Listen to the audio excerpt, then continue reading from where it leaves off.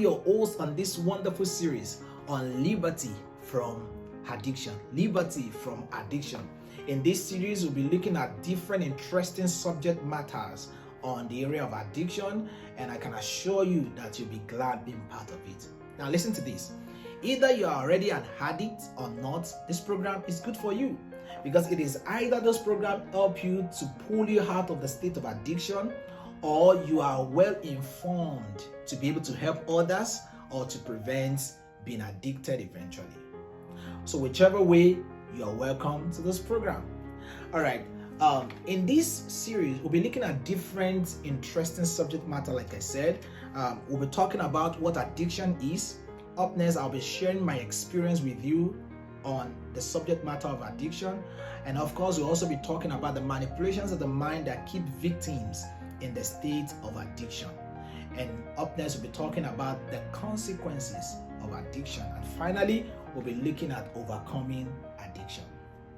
All right, so by way of introduction, I'll be starting today just with what addiction is and sharing my story with you. And by next week, we're going to start fully from the manipulations of the mind that keeps victim in the state of addiction. All right, what is addiction? Now, when you check through the internet, you will find so many definitions on addiction, but for the course of this program, I decided to pick just one simple definition. And the definition I'm picking is this. Addiction is an intense craving for something, followed by loss of control over its usage, and then continuing involvement in such a thing despite adverse consequences. Now, I choose this definition because of the three things that are involved in it. Number one, an intense craving. Number two, loss of control over its usage. And thirdly, despite adverse consequences, you still find yourself getting involved in such a thing. Now, addiction had 4 different stages, which of course I'll be talking about. But before then, a scripture came to mind when I was looking at this study. In Romans 6 verse 16, Romans 6:16, the Apostle Paul was trying to explain to us these stages of addiction and was talking about things that I'm going to paraphrase right now. He said, whoever you give yourself to obey, the slave of such a person you eventually become. So if I yield myself to obey something, I eventually become the slave. So at first, I only yield myself to obey it. And eventually, I get to the point where I become a slave to it. And this will lead me to the stages of addiction. Number one is experimentation. You first try to experiment that thing. You just want to try it out. The second stage is the stage where the stage of regular use. You try to use that thing occasionally. Now you are not yet addicted. The third stage is the stage of tolerance or dependency.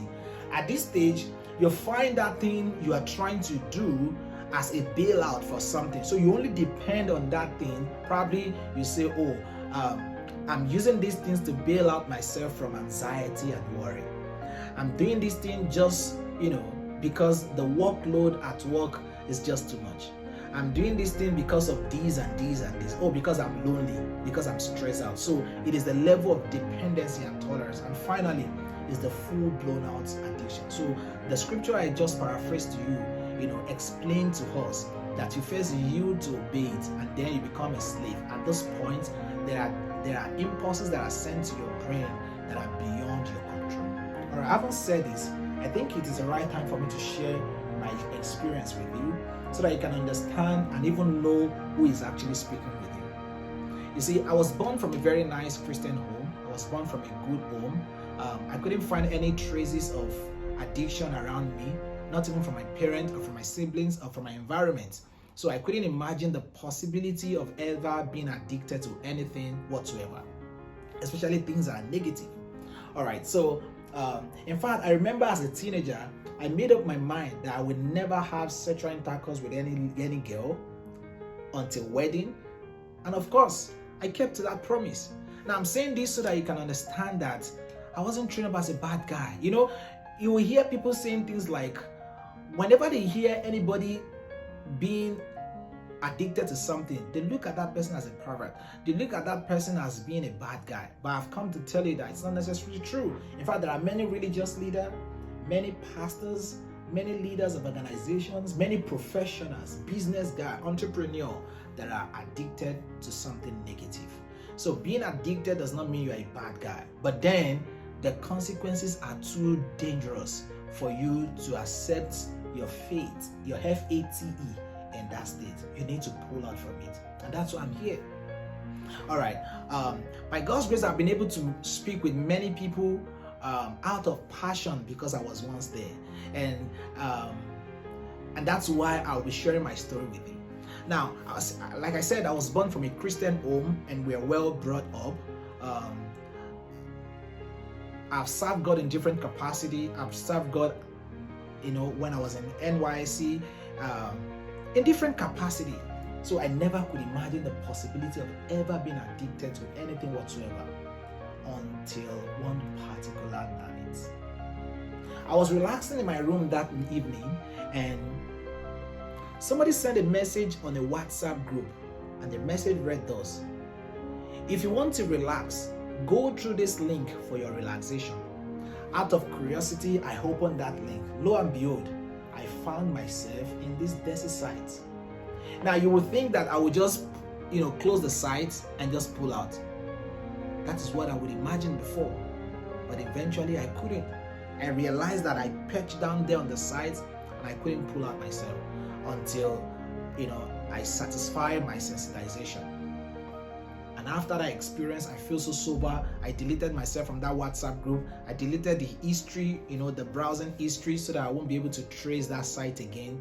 And after some days, these impulses were running through my brain. The craving was so high and I couldn't control it. I took my phone, I started looking for that site again.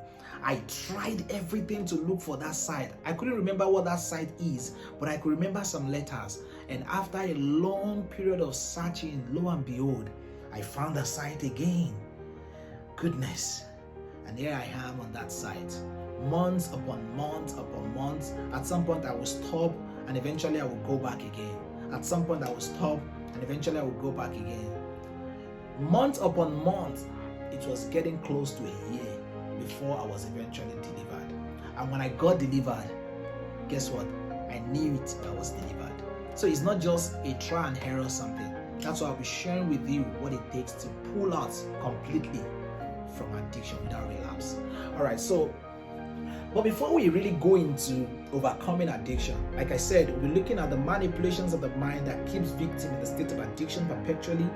I choose to put this addiction into it because this is the addiction that will show you that there are justifiable reasons you give to yourself to really console you to continue in that act. Many a times, just like me, you go through after that experience on something you have determined not to do again. You become so sober and you make up your mind not to go back to it again. But eventually you find yourself in there and you become so dejected, you become so unhappy. But then this consolation comes to your mind. And I found out that if we don't address that thing that consoled you in that state, we will not be able to really, deal with this thing. And that's why I decided to pull this topic on the manipulations of the mind that keeps victim in the state of addiction. I'll talk about 2 of them today. By next week, I'll be starting from there and I'll be sharing with you 10 to 12 of them. Please, I plead with you, don't miss any of this addiction. It's going to bless you. All right, the first one I'll be talking about is the blame game. The blame game is that mentality that helps you to shift the blame to someone else. Now, in my own case, I would say things like, well, it is because that guy sent that message to that link. That was why I found myself in that state of addiction, because I'm actually a bad guy like that. Now, that mentality will console me and make me feel like I'm not doing something wrong. It's that guy. Now, many people that I've been able to talk to after then, some of them will say things like, well, it's because my wife denied me sex. That is why I find myself in that state of probably pornography. So they shift the blame to their wife. Some people will say, oh, it's because the workload at work is just too much. That's why I resulted into pornography. They shift the blame to the workload. Some people will say things like, well, it is because I'm so lonely. That's why I resulted into masturbation. They shift the blame to loneliness. All right, but I can tell you, because we need to debunk all of these lies. I can tell you that any of these things are not justifiable reasons enough to keep you in that state, because it's going to be all about you eventually, not about your wife, not about your job. You are the one that will feel the pain and the consequences. Now, when we get to the third edition, when I'll be sharing with you the consequences of addiction, then you will realize that it's all about you. So you can't afford to keep shifting the blame. You need to accept responsibility and be sincere with yourself. The second blame game I'll be talking about, the second manipulations of the mind I'll be talking about today, for the sake of time, is that everybody does it. Excuse me, can I tell you something? Not everybody is into that same mess. Now, it's true that a lot of people are addicted to things. In fact, I found out that, for instance, pornography sites is one of the highest, visited sites so far, because a lot of people visit that site.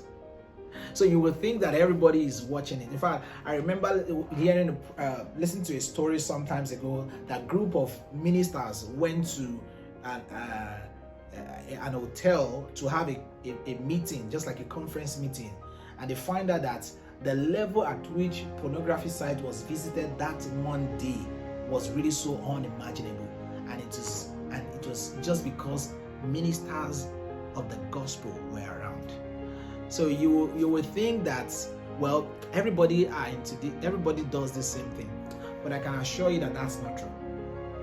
In fact, we're in the days of His power, when God is raising men, raising boys and girls, raising guys in the cave of Hadulam.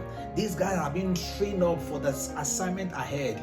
I can tell you that there are guys that are being raised in our days. So you can't afford to allow that consolation to come to you that everybody is into that same mess. No, not sir. No, not everyone. And you can also be part of those that are not into that same thing.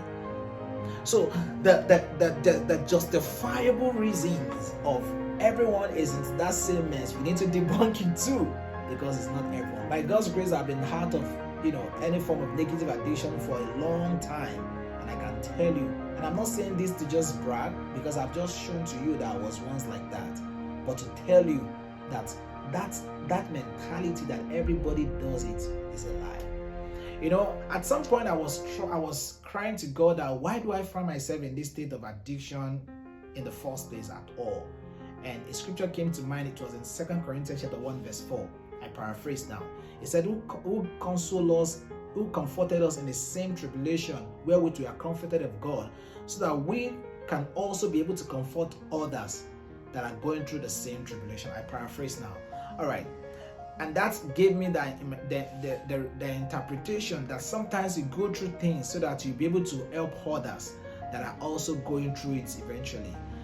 That's why you see some healing ministers that are going through a level of terrible sicknesses, because God is training them to have the passion to be able to attend to people. And my experience in those few months had given me the ability to have this passion to address or to help many people that have come my way that are also experiencing the same addiction. So once again, I welcome you to this program, and I can assure you that you'll be blessed being part of it. We'll be meeting again by next week, and we'll be talking about the other editions that I've mentioned before time. Thank you once again for being part of this, and God bless you. Till we shall be meeting again next week, I commit you into God's hand. Thank you, and bye-bye.